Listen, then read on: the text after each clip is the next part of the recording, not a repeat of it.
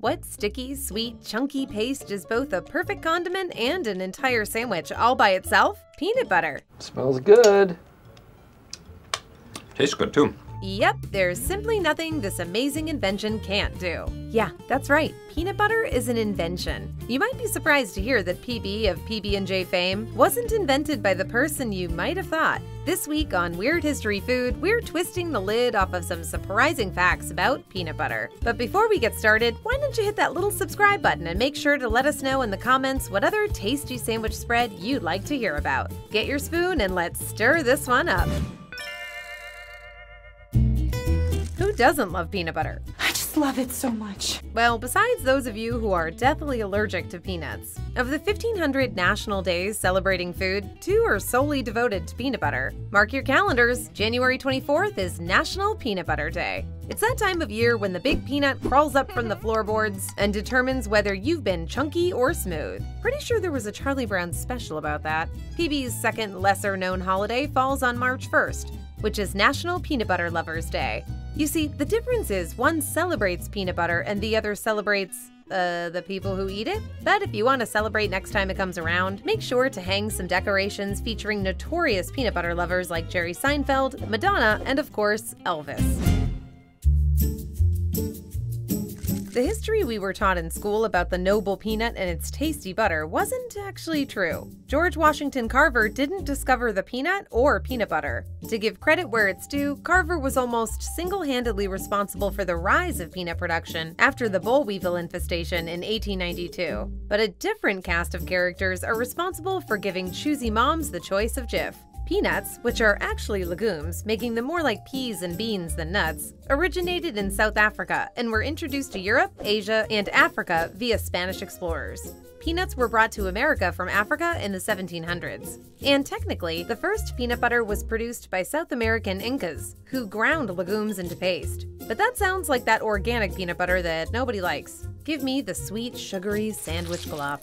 In 1884, a Canadian pharmacist named Marcellus Gilmore Edson obtained a patent for ground peanut paste. Wow, try saying that with a mouthful of peanut butter. Edson was soon joined in the peanut butter patent business a few years later by John Harvey Kellogg and his brother W.K. You all probably know Kellogg from his deliciously plain breakfast cereals, but the Seventh-day Adventist was also a health food nut who ran a sanitarium for the rich, where he gave advice on clean living and promoted vegetarianism. His goal was to replace meat with protein-rich peanuts, and the two patented their peanut buttering process, granted in 1898. Geez, you really can get a patent for just about anything. The patent described the food as pasty adhesive substance that is for the convenience of distinction termed nut butter. Sounds like my type of delicious. But the Kellogg's didn't find much traction with their peanut mush and soon put their eye toward cereal. Meanwhile, a third patent came out in 1894 from a man named George Bale, looking for a way to deliver protein to patients who couldn't chew. He put whole peanuts into a meat grinder and sold the results at the 1904 World's Fair, which is generally where you debut foods like that.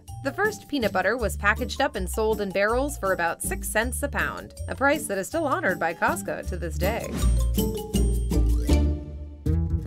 Peanut butter's first appearance inside a courtroom was during the 12-year infamous peanut butter case, which began in 1965. This would not be the last infamous peanut butter trial. To give some context, the rise in peanut butter popularity in the 50s led to some low-cost knockoffs, which swapped peanut oil for hydrogenated oil and used glycerin as a sweetener. How do you use a 90s alternative rock song as a sweetener? The mind boggles. The FDA found products labeled peanut butter sometimes consisted of only 75% peanuts, and in 1959 they proposed a new industry standard of 95%. Big PB was pissed, arguing that customers actually preferred the glycerin-sweetened stuff, which made an easier spread. The FDA countered with 90%. The manufacturers said 87%. And that 3% is what led to the peanut butter case. In 1965, lawyers for the well-paid peanut butter corporations went to court against the underfunded and understaffed FDA. It took 20 weeks and 8,000 pages of court transcripts, But with the help of consumer activist Ruth Desmond, the FDA eventually triumphed.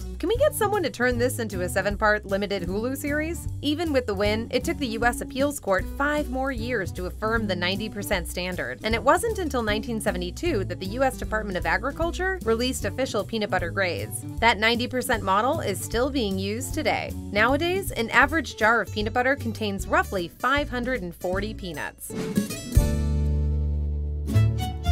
But that wasn't Big Peanut's only brush with the law. In 2015, Stuart Parnell, the CEO of the Peanut Corporation of America, or the PCA for all you Peanut Corporation of America fans, got 28 years in prison for 72 counts of fraud. Here's the thing about committing fraud with peanut butter: the charges stick. Nice. Parnell was 61 years old at the time of his sentencing, which, according to what we can remember about math, pretty much means that guy is going to spend the rest of his life in jail. It remains the harshest sentence ever given for a food safety case. So what did Parnell do? His charges including knowingly shipping tainted food across state lines, causing the largest salmonella outbreak in U.S. history. It lasted 8 years, took the lives of 9 people, and made 714 others seriously ill. The contamination also led to the most extensive food recall history in the U.S., affecting 3,900 products containing PCA ingredients. Wow, that is, pretty bad.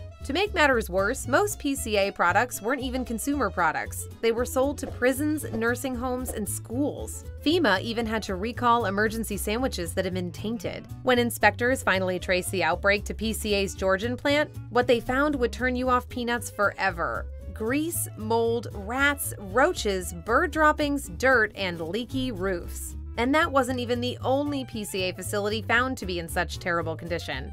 Stuart, what were you even doing over there, buddy? Keep rats out of the peanut butter isn't a particularly high bar, my guy. Old Stewie's situation extended beyond him. His brother, PCA exec Michael Parnell, received an 8-year sentence, while a quality assurance manager was given 5. The whole debacle led to a plummeting of peanut butter sales during the 2008 financial crisis. Peanut butter sales dropped 25%, and early estimates for the hit it took on the industry put the total cost of the PCA scandal around $1 billion. That's no small peanuts.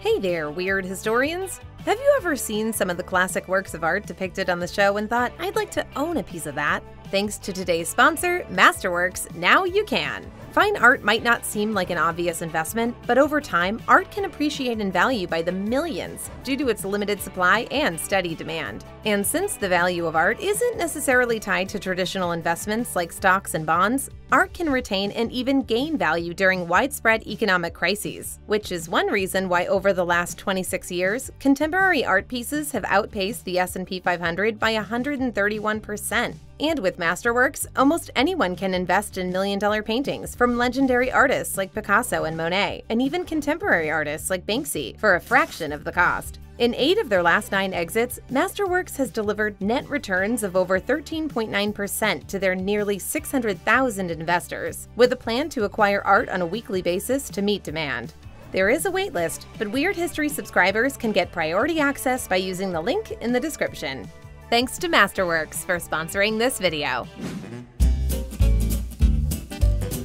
When you think of Guinness World Record holders, most sandwiches made in 1 hour sounds about right. Guinness loves celebrating random, inexplicable feats of human willpower. In 2016, a group of 1,350 volunteers at Temple University in Philadelphia made 49,100 peanut butter and jelly sandwiches in 1 hour, shattering the previous record of 39,303. Woof! Can you imagine losing that record? You'd think you'd feel secure in your legacy after making 39,000 sandwiches, and then some 49,000 sandwich-making youngbloods come along. Luckily, all those sandwiches were made for a good cause. The PB&Js were sent to 15 local food banks to feed hungry people. But this was far from the only world record for peanut butter. In 2012, American competitive eater Patrick Bertoletti earned the title of most PB&J sandwiches eaten in under a minute. We'll save you all the suspense. His record was 6. That doesn't seem like much until you try to beat it. Downing a sandwich every 10 seconds is hard enough when the ingredients don't cling to the inside of your mouth like a drowning man. Pan. A few years later, in 2017, German non-competitive eater Andre Ortolf made history by eating 378 grams of peanut butter in a minute. For reference, that's roughly 4/5 of a pound of hopefully non-chunky peanut butter down the gullet in under 60 seconds.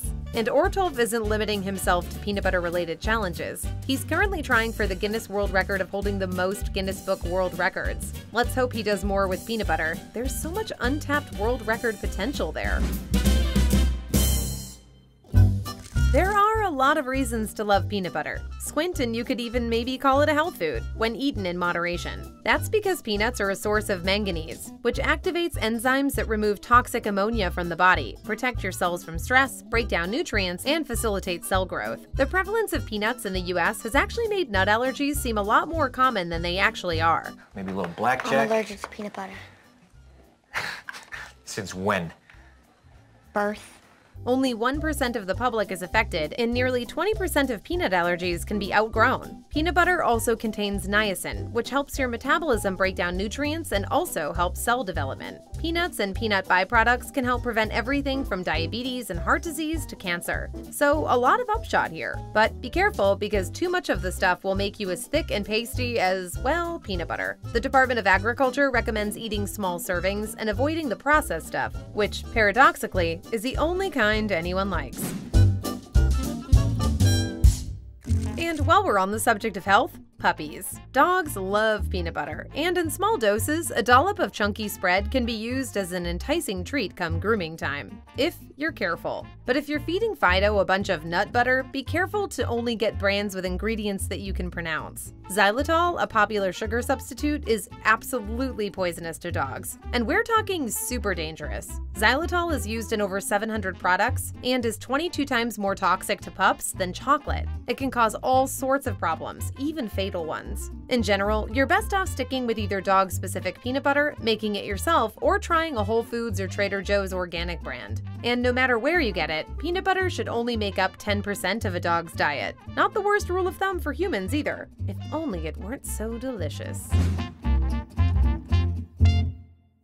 Here's an out-of-this-world fact. Peanut butter is astronaut food. Space folks regularly chow down on PB&Js as they're cruising around in the cosmos. The only difference between Earth PB&Js and the space version? Astronauts use tortillas instead of bread. Now, a PB&J burrito is a great idea, but it's actually a practical issue. That's how you get ants. And they don't just use any tortilla. They use special Taco Bell tortillas. In the 90s, Taco Bell developed fresh tortillas with longer shelf lives, and they became a hit with astronauts. NASA still uses them to this day. In order to make a space peanut butter and jelly burrito, you have to tape the tortilla down while opening the jar and use Velcro to prevent the peanut butter lid from floating away. But thanks to their sticky nature, both peanut butter and jelly stick pretty firmly to any surface you put them on. And then, brother, well, you've got yourself a zero-gravity snack.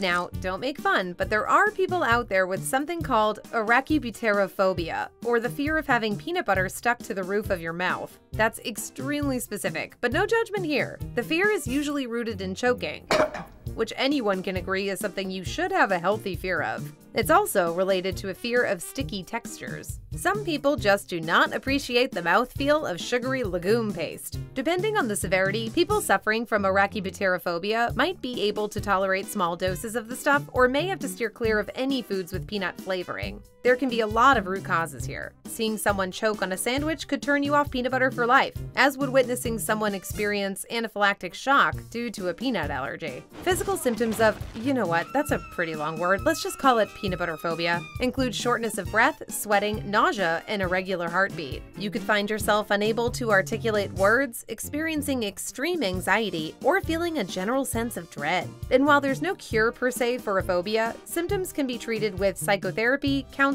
neurolinguistic programming, and hypnotherapy. There's also immersion therapy, which we suppose in this case would be eating an entire jar of Peter Pan, but we can't recommend that. Do you know it's possible to make diamonds from peanut butter? It's true, though you may want to hold off on getting a Jiffy engagement ring just yet. When Dan Frost, a scientist at the Bayerischer Geo-Institute in Germany, tried to mimic the conditions of Earth's lower mantle, he needed the highest pressure known to man to crush rocks. His theory was that rocks pulled carbon dioxide out of the ocean a long time ago. High pressure forces the CO2 to leave, stripping the rocks of oxygen and iron, leaving naked carbon behind. Expose naked carbon to heat and high pressure, and blammo! You've got a girl's best friend. Frost tried to recreate Earth's mantle by using carbon-rich peanut butter and a high-pressure press. After a few explosions, and we're talking hydrogen explosions, not flavor explosions, the press crushed new minerals and slowly squeezed out real diamonds from peanut butter. So why isn't everyone hopping on this train? Basically, because it's not a very efficient process, and like any hobby, there's a huge initial cost to buy in. Frost claims it would take weeks for even a 2mm diamond to form, and the process would require you to use actual diamonds, along with a press that can replicate 1.3 million times Earth's atmospheric pressure. And if you have to buy diamonds to get your diamond-making machine to work, you're not really saving any money on diamonds. Then again, he might just be saying that so he can keep all those sweet and chunky peanut butter diamonds to himself. So what do you think? Which peanut butter is your jam? Let us know in the comments, and while you're at it, check out some of these other weird history food videos.